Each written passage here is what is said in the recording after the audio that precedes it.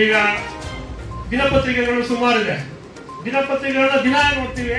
ರಾಜ್ಯಾದ್ಯಂತ ಅವರು ಪ್ರಕಟಣೆ ಆಗುತ್ತೆ. ಅವರಿಗೆ ಲಕ್ಷಾಂತರ ರೂಪಾಯಿ ಜಾಹೀರಾತು ಸಿಗುತ್ತೆ.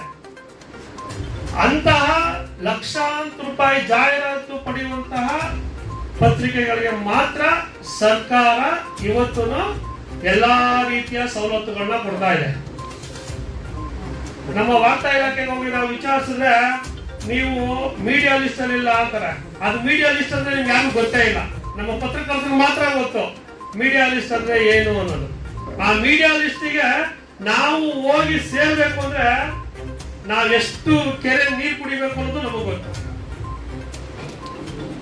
ವೇದಿಕೆ ಮೇಲೆ ಇರುವಂತಹ ಮಾಲಿನ್ಯರು ಗೌರವ ಮದನ ಕಟ್ಟಿ ಅವರು ಹಾಗೂ ವೇದಿಕೆ ಇರುವಂತಹ ಗಣ್ಯರು ವ್ಯಕ್ತಿಗಳಿಗೆ ನನ್ನ ಕರ್ನಾಟಕ ಕಾರ್ಯನಿರತ ಪತ್ರಕರ್ತರ ಸಂಘದ ಮಂಡ್ಯ ಜಿಲ್ಲಾ ಘಟಕನ ಉದ್ಘಾಟನೆ ಮಾಡ್ತಾ ಇದ್ದೀವಿ.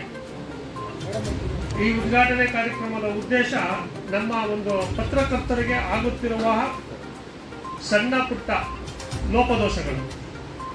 ಸಂಘಟನೆ ಮಾಡೋದು ಅಂದ್ರೆ ಎಲ್ಲರೂ ತಿಳ್ಕೊಂಡಿದ್ದಾರೆ, ಕೇವಲ ಅವ್ರಿಗಾಗಿ ಸಂಘಟನೆ ಮಾಡ್ಕೊಳ್ತಾರೆ, ಅವರ ಒಲಿತೆಗಾಗಿ ಮಾಡ್ಕೊಳ್ತಾರೆ, ಬೆಳೆಯೋದಕ್ಕೋಸ್ಕರ ಸಂಘಟನೆ ಮಾಡ್ತಾರೆ ಅಂತ ತಿಳ್ಕೊಂಡಿದ್ದಾರೆ.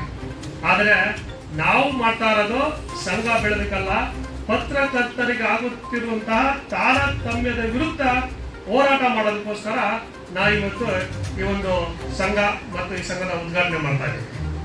ತಾವೆಲ್ಲ ತಿಳ್ಕೊಂಡಿರ್ಬೋದು, ಏನು ಪತ್ರಕರ್ತರು ಅಂದ್ರೆ ಅವ್ರಿಗೆ ಎಲ್ಲಾ ರೀತಿಯ ಸೌಲಭ್ಯಗಳು ಸಹಕಾರಗಳು ಅವ್ರಿಗೇನಪ್ಪ ಅಂತ ತಿಳ್ಕೊಂಡಿದ್ದಾರೆ. ಆದರೆ ಸುಮಾರು ವರ್ಷಗಳಿಂದ ತನ್ನ ಪತ್ರಿಕೆಯನ್ನು ನಡೆಸ್ಕೊಂಡು ಬಂದಿದ್ದರು. ಅವ್ರಿಗೆಲ್ಲ ಅವರ ನೋವು ಅವ್ರಿಗೆ ಮಾತ್ರ ಗೊತ್ತು. ಇವತ್ತು ನಮ್ಮ ರಾಜ್ಯ ಪತ್ರಕರ್ತರ ಸಂಘ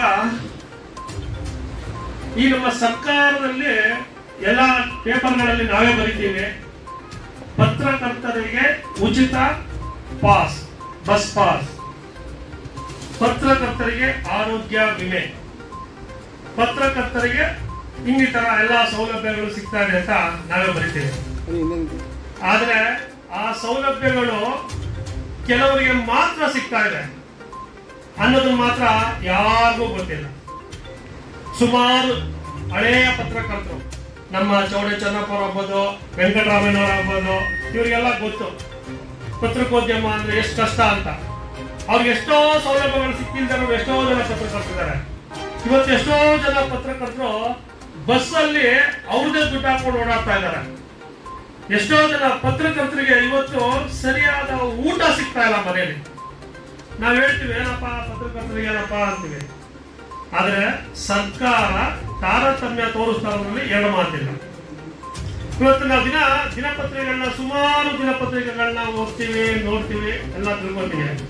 ಅವ್ರಿಗೆ ಎಲ್ಲಾ